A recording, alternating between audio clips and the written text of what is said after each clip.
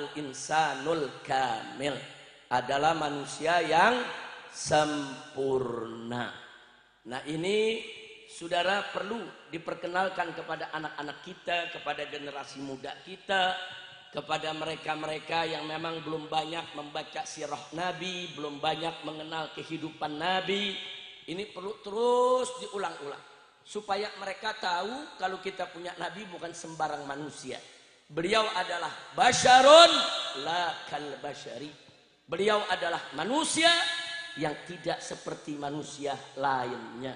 Beliau begitu istimewa, bahkan beliau adalah manusia sempurna. Saya punya guru tercinta, almarhum wal maghfurullah, Syekhuna As-Sayyidul Muhaddits Al-Imam Muhammad bin Alwi Al-Maliki Al-Makki Al-Hasan radhiyallahu ta'ala anhu wa an walidayh. Nah, beliau mengarang sebuah kitab dengan judul Muhammad Al-Insanul Kamil. Satu paparan yang luar biasa. Saudara, dari awal kitab sampai akhir kitab beliau gali ayat-ayat Al-Qur'anul Karim, hadis-hadis Nabi.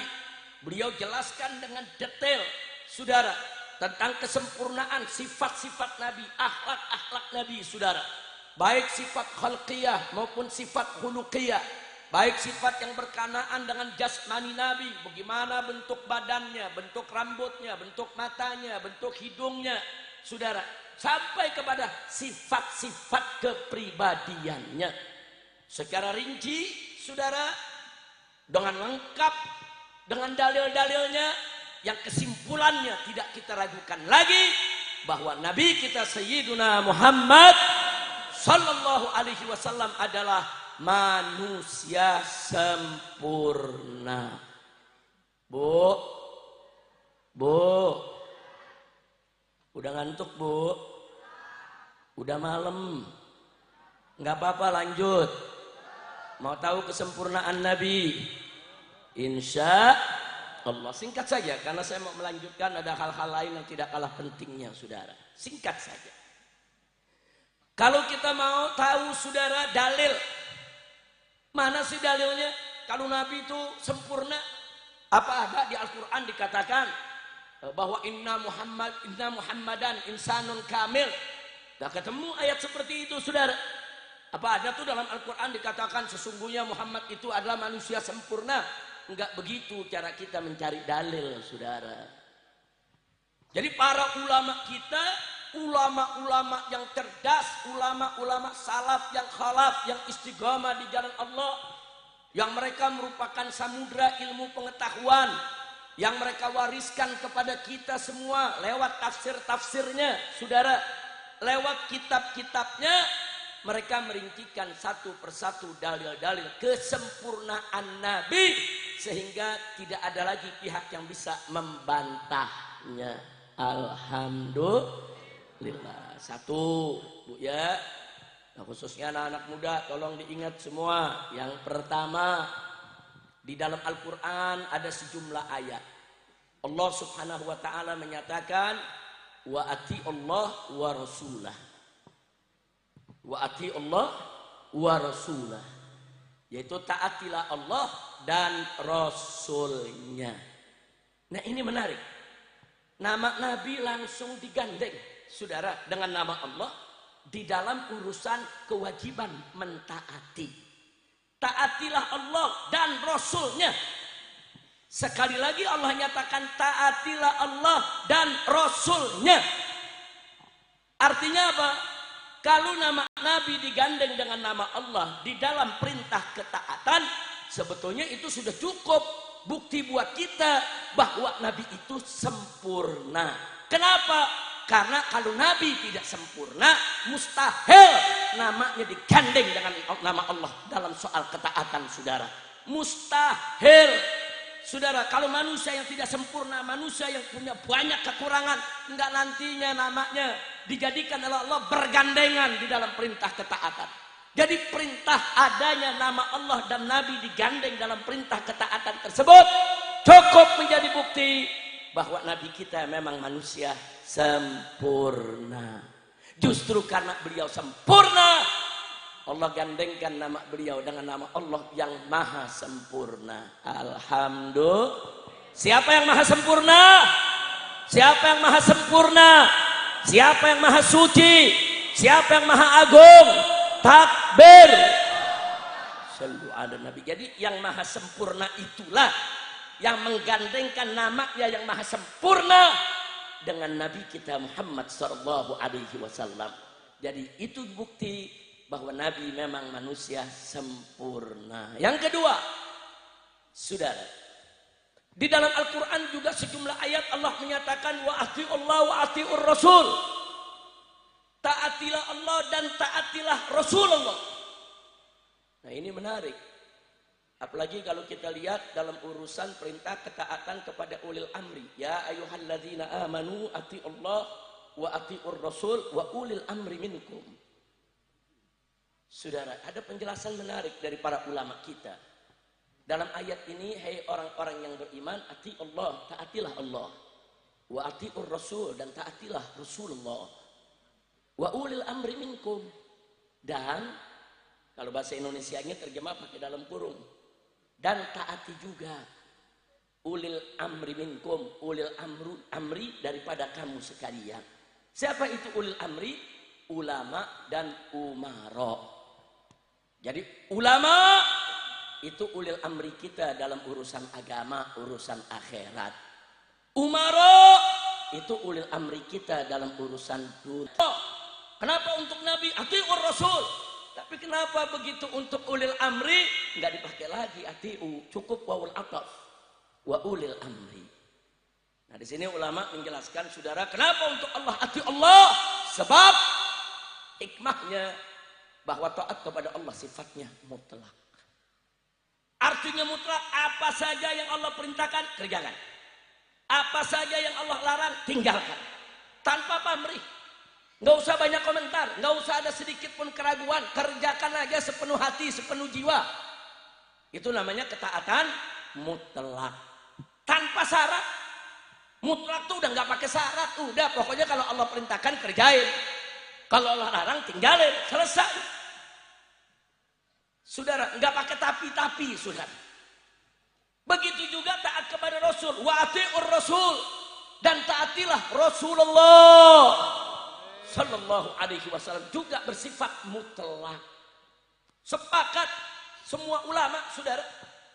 Apalagi ulama ahlus sunnah wal jamaah bahwa taat kepada Rasulullah juga bersifat mutlak. Artinya apa? Apa saja yang Nabi ajarkan, beri petunjuk, udah laksanakan, ambil. Apa saja yang Nabi perintah, kerjakan. Apa saja yang Nabi larang, tinggalkan. Sebab ada ayat yang lain secara terang Allah menyatakan, wa ma atakumur rasul fakhudhuhu wa ma nahakum anhu fantahu.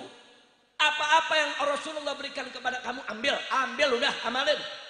Dan apa-apa yang dilarang oleh Rasulullah, tinggalin, stop, berhenti, jangan dikerjakan. Nah ini menarik, saudara. Di mana menarik? Kita sedang bicara kesempurnaan Nabi. Kok ada ya manusia yang Allah perintahkan kita untuk taat mutlak? Nggak usah pakai tapi, nggak usah pakai banyak komentar, saudara.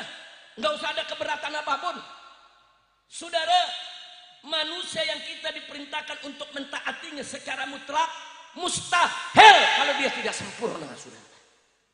Kalau manusia ini banyak kekurangan, kalau manusia ini suka bikin salah, saudara, mustahil kita diperintahkan untuk mentaatinya secara mutlak. Kenapa kita diperintahkan taati Nabi secara mutlak? Mutlak, kenapa? Itu bukti kalau Nabi sempurna. Alhamdulillah. Kira-kira jelas gak? Ini lagi ngaji nih, Bu. Baik, saudara-saudara, itu sudah 2 dalil. Nah, sekarang yang ketiga. Mana dalilnya kalau Nabi itu sempurna? Ada satu dalil yang luar biasa. Allah nyatakan dalam Al-Qur'anul Karim, man yuti'ir rasul faqad ata Allah. Barang siapa yang taat kepada Rasulullah, maka berarti dia taat kepada Allah. Jadi taat kepada Rasulullah disamakan dengan taat kepada Allah. Saudara, ini luar biasa. Allah memposisikan nabinya, kekasihnya yang tercinta, taat kepada nabi sama dengan taat kepada Allah. Ini juga menjadi bukti kalau nabi bukan manusia yang sempurna, banyak kesalahan, banyak banyak cacat, banyak celahnya, mustahil. Saudara, taat kepada manusia yang banyak kekurangan bisa sama dengan taat kepada Allah. Jadi kalau taat kepada nabi sama dengan taat kepada Allah, itu bukti tidak terbantahkan bahwa nabi adalah manusia sempurna. Mustahil salah, nggak ada cacatnya, nggak ada celahnya, titik. Kira-kira jelas tidak? Maka itu saya mau tanya nih, percaya gak nabi sempurna? Yakin? Beriman? Ini sengaja saya sampaikan. Ada anggota DPR. DPR yang mana? Itu yang gedungnya mau dibakar. Maksudnya ngejelasin doang. Berita-berita. Namanya juga khobar. Bu, ada anggota DPR seenaknya bicara. Nggak ada manusia yang sempurna. Termasuk Nabi Muhammad pun tidak sempurna. Nabi juga banyak kekurangannya. Kurang ajar. Tuh orang enak banget ngomong. Kurang ajar tidak? Kalau nggak ngerti agama, jangan ngomong agama. Jangan, hati-hati. Kalau nggak tahu agama, nggak usah cerita agama. Kalau belum kenal Nabi, belajar. Jangan seenaknya mengatakan Nabi tidak sempurna. Nabi mau diukur dengan ukuran anggota DPR yang banyak korupsi. Yang nggak bisa. Saya mau tanya saudara, Nabi sempurna tidak? Yakin? Percaya? Beriman? Shallu ala Nabi. Makanya kenapa saya melihat bahwa pemaparan dalil-dalil ini sangat penting. Wah, kalau kita paparkan banyak dalilnya. Yang keempat, saudara. Yang keempat, Allah menyatakan dalam Al-Quran tentang akhlak kita punya Nabi. Qala Allah subhanahu wa ta'ala fi akhlaqi nabiyyihi Muhammadin sallallahu alaihi wasallam wa innaka la'ala khuluqin azim. Dan sesungguhnya engkau ya Muhammad betul-betul sungguh-sungguh memiliki akhlak yang azim.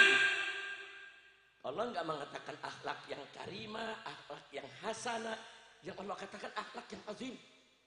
Azim. Akhlak yang sangat agung.